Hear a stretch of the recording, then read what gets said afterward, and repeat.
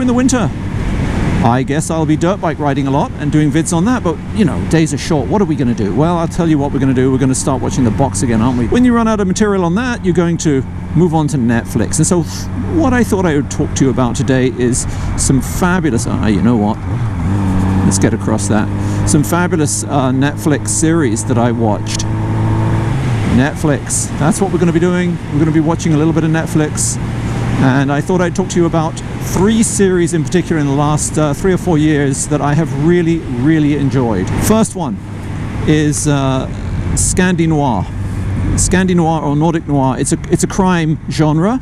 If you don't like subtitles, well, you're going to love this anyway, because even if you didn't like subtitles, this is so good that you're going to learn the language, okay? That's all I'm going to say on that. You're going to learn the language if you don't like subtitles. No, what I'm saying is you are going to read the subtitles, and within half an hour you'll have forgotten it's even subtitles. This series is called The Bridge. Now, some of you will have seen it and probably agree with me that this is one of the best Scandi Noir, Nordic Noir series, crime series out there. There are 3 series, 10 episodes, or 8 to 10 episodes each, I believe. And let me just tell you how it unfolds. It's intriguing. Number one, it's very, very intriguing. It's very cerebral, full of plot twists, and you never do know who's done it until the very end. It starts like this, and if this doesn't grip you nothing, well, there's a call to 2 police forces, the Swedish police force, the Malmö police force, and the Copenhagen police force, who straddle either side of this international bridge, which is a real bridge, by the way. Runs from Malmö, Sweden, down to Copenhagen in Denmark, and lots of Swedes cross that bridge every day in real life and work in Copenhagen. And they don't have to go through any passport control. It's the typical open borders that they have in Europe. But they get this call, and both of them turn up. Both police forces turn up pretty well at the same time to discover that there is a dead body, a female, I believe, straddling the international border. Literally, the white line on the bridge goes right underneath the middle of her back, and she's dead there. So the bridge is blocked off. The Swedish detective, she outranks the Danish detective, in a minor way, but she as it's in,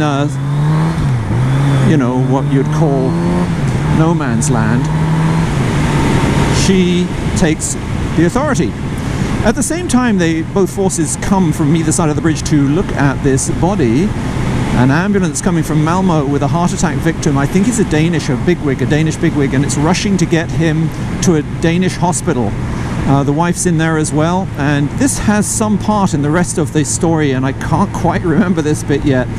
But he's there, and the female detective from Sweden refuses to allow it through, because she, technically, you'll understand it after a while, but she's on the spectrum. She's on the autism spectrum for sure. She does everything by the book, and this cannot be allowed to corrupt the crime scene.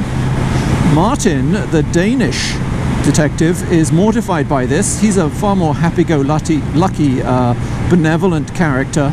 Maybe some might consider him a little unprofessional and lax, but with that comes a sort of more bonhomie, and he argues with her, but she outranks him. So while she's doing a few more inspections, and of course she's a very clinical, exacting detective, if anyone's going to catch who did this, she is. While she's really, really perusing this crime scene, he goes off around behind her back and tells the ambulance that it can carry on. And sure enough, it does. She is ticked and by the book, and so of course, what does she do? She reports him. After their quick contretemps and an angry exchange, they get back down to business and take a closer look at this body with the forensic teams. And wow, as the world turns, not only is this right along the line, that this body is cut in half. When they actually move the body, they realize that one half moves away from the other, and there's the head is in I think Denmark, and the legs, etc., are in Sweden. You don't see too much of this. It's not so gory that you're gonna vomit, puke, or do anything else, right? But yeah, it's not too bad. I'm here now, and as the stomach turns, I'll leave you with this as well. Not only that, but the DNA of the 2 halves.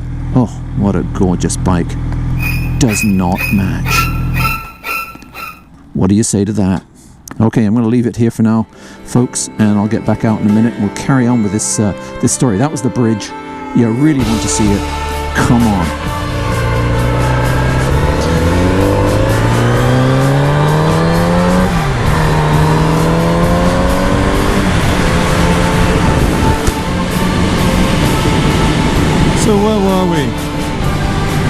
talking about the bridge. Yep, great series. One of the best, if not the best Scandi Noir I've seen in a long time, if ever. Next one is another Scandi Noir you might be interested in if you still don't mind subtitles. A different vibe to it. Again, a male and female protagonists. Female... Oh, that's nice. I love it when they start to cut out in front of you like that.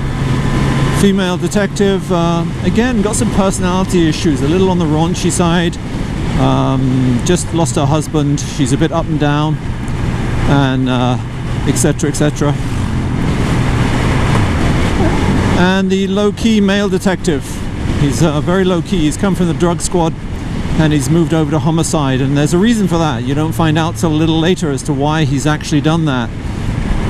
But it opens up with a female murder. This lady is found dead, and she's found buried with calla lilies in a very sort of interesting pose, regal sort of pose, if you like. And she's found dead. And again, same thing. You never really find out who did it. It's until the very end. So it keeps you on your toes the whole way through.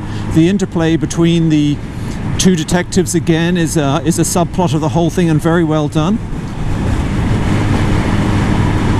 And there are all sorts of and you hop around thinking what on earth is going on. Of course, more murders take place, and she is busy trying to link them together whilst juggling her pretty tough family life, having lost her husband and having a stepchild from that relationship who blames her for the death of her husband. You'd only find out what happened a little later on. And it sort of works between Finland and Germany. Very good series. It's called Dead Wind.